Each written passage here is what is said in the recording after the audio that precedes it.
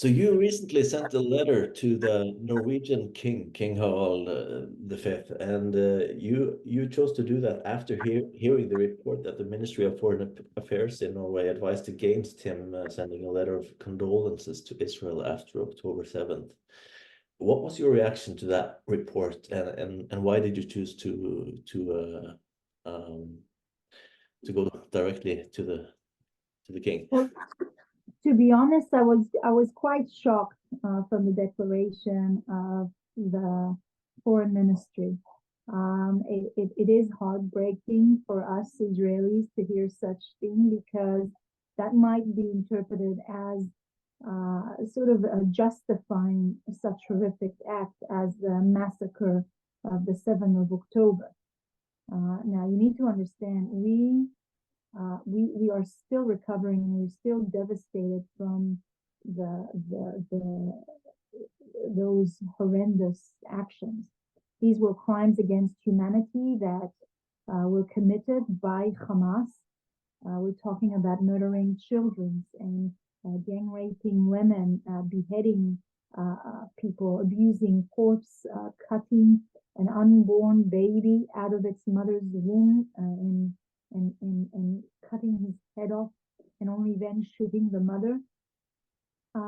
Such horrendous act cannot be justified in any means, and there needs to be a moral clarity for the international community, government, international organization, but in particular, I think people who are holding such respected and important positions as kings of nations.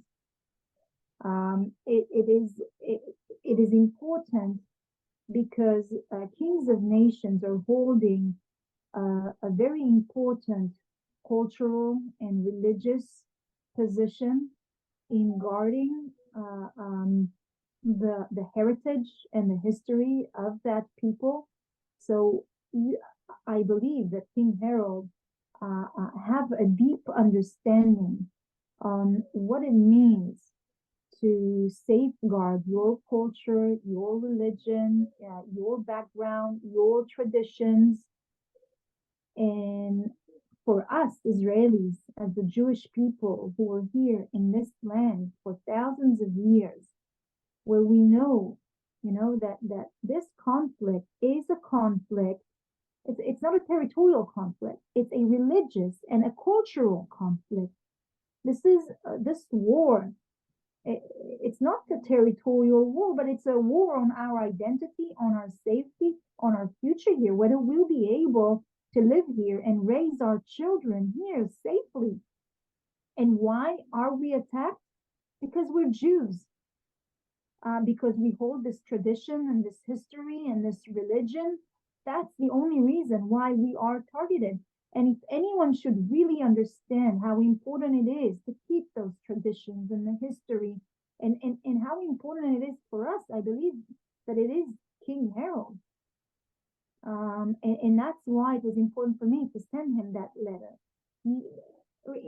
I put aside that there cannot be any kind of justification for those crimes against humanity that Hamas has committed. But understanding that the war that we're fighting is an international war. This is a fight against radical Islam. And its branches are not just here in Israel. I mean, we're the front line, but they are spreading everywhere around the world. I mean, you see pro-Hamas protests going and chanting, globalize the Intifada. What does that mean? It means exactly that the next front is going to be in your back door. And so we have to stay united. We have to join forces, because this fight is the fight about our identity, about those mutual values that we both share, of democracy, of liberty, of equality, freedom of religion, women's rights. That's what it's about, the sanctity of life. And I think if there was any time where the royal institution word and empathy and solidarity is important, is during these times that we are facing now. Yeah. Um, Even so, here in our country, it wasn't until actually the fifth day of the war that our prime minister accepted to refer to Hamas as a terrorist organization. Um, what are your thoughts about that? Yeah, I mean, it was devastating. Hamas is a terrorist organization. There's no question about it. Their acts are not just terrorist act or the attempt to genocide our people. It's not like, you know, when we had the Second World War where the Nazis committed a genocide, but were trying to hide the evidence for that genocide and the murder of Jews. But here it was celebrated. They posted it online, they posted it on social media live. They called parents of children that they murdered with a video call showing them how they're murdering and abusing their children. I mean, that kind of monstrosity uh, is, is, is, is unbelievable. So, I mean, anyone who is trying to describe it in any other way is literally supporting those kinds of actions. And there is no justification for those kind of actions. Um, you hear a lot, still you hear a lot of condemnation these days against Israel's response in Gaza. Different voices are saying it's disproportionate and that the IDF is committing war crimes because of the civilian casualties. What are your thoughts on those accusations? I see the images that are coming out of Gaza, and to be honest, it's heartbreaking. You know, I mean, any loss of a child is painful, no matter where they're from or who they are. We didn't want that. We did everything to try and avoid that. I mean, when Hamas declared war like that and did such a vicious attack on Israel, they knew we would have to respond. I mean, Hamas doesn't care for the lives of Palestinians as much as it doesn't care for the lives of Israelis. And our war is going to shape our region and the future of our life. I mean, when you interview some of the leadership of Hamas, they'll tell you it up front. Who needs to take care of the Palestinians? It's not us, the leadership, but the international community. They don't take responsibility for their people in that way. Unfortunately, we have to fight and eliminate Hamas. They are a threat for Israelis. They are a threat for Palestinians. Everything that had happened is because of Hamas actions. I mean, they're hiding in schools and in hospitals. They built for years their bunkers and their headquarters in dense populated areas, exactly those, because they knew we will try and avoid target those areas, but they left us no choice at the moment. We have to reach every single Hamas leader in order to make sure that they can never do again what they've done. And to be honest, this war could have been over yesterday. Yesterday, if Hamas would surrender and return all of our hostages, it will stop. And if they had even a little bit of empathy towards their people and their families, that's what would have happened. Instead of hiding behind them and using them as human shields, bringing children to the rooftops of their own personal homes and houses so that we won't target them. That's what's happening. And so it is devastating, but we cannot stop. And I'm saying that for the future of Israelis and the future of Palestinians, because they deserve a better leadership. They deserve a safe life as well, as much as Israelis. And with their current leadership, this terrorist organization, their government, Hamas, which is like an ISIS organization, they will never have this future.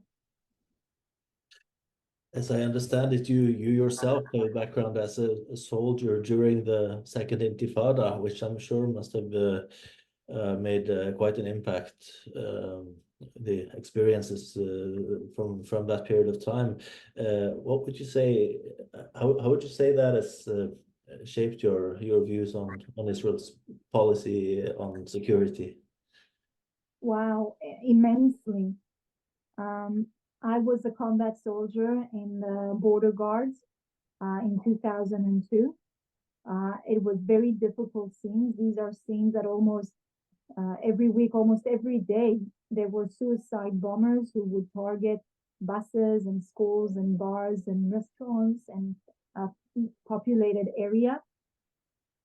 And it was heartbreaking, and it really shaped my point of view from a security point of view and the way that I see everything.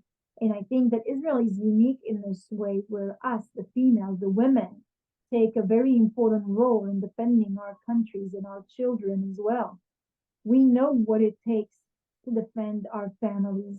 We pay a great price, a very heavy price.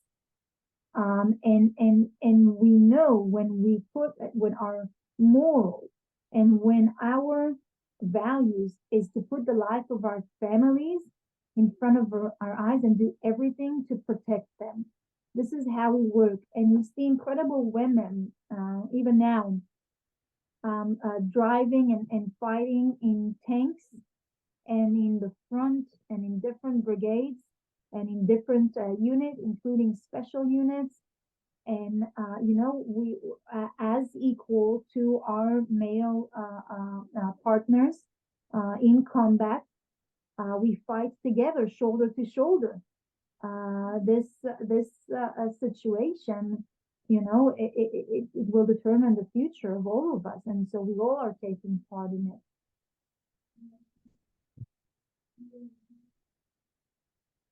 Get back to the fact that you chose to write to the King of Norway. When you chose that, it wasn't a really random choice of country either, because I understand you've been visiting Norway several times. Yeah. There's something about your experience of our country. Yeah, no, I really love Norway, and I think the people are wonderful and very kind and warm. And I love your country. I also have some family members who lives in Norway, and we speak, and they're telling me all the time, what's happening and keep me up to date, and it's nice to hear it in person, not just through the media. And I have to say that being from the Norwegian Jewish community, they are worried because the rise of anti-Semitism that is happening all around Europe, and to be honest, around the world, has not passed Norway. And so a lot of the Jewish members of the community feel targeted. They feel the rise of tension, and they're worried. And I think it's part of the king's position as well to speak out in order to defend all of these communities, no matter what their background or their religion is.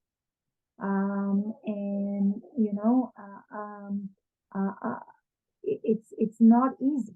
It's not easy during these times when many of our family members are scared. They are taking down Jewish symbols like necklaces that might identify them as Jews, or religious symbol like the yarmulke or a mezuzah that's meant to be on your door. And that's worrying, it's really worrying, because Norway is such a democratic and free country with the freedom of speech and freedom of religion and everything that it regards so highly. It sets an example to so many other countries around the world. And it's heartbreaking to hear those stories of where they're starting to hide their identity.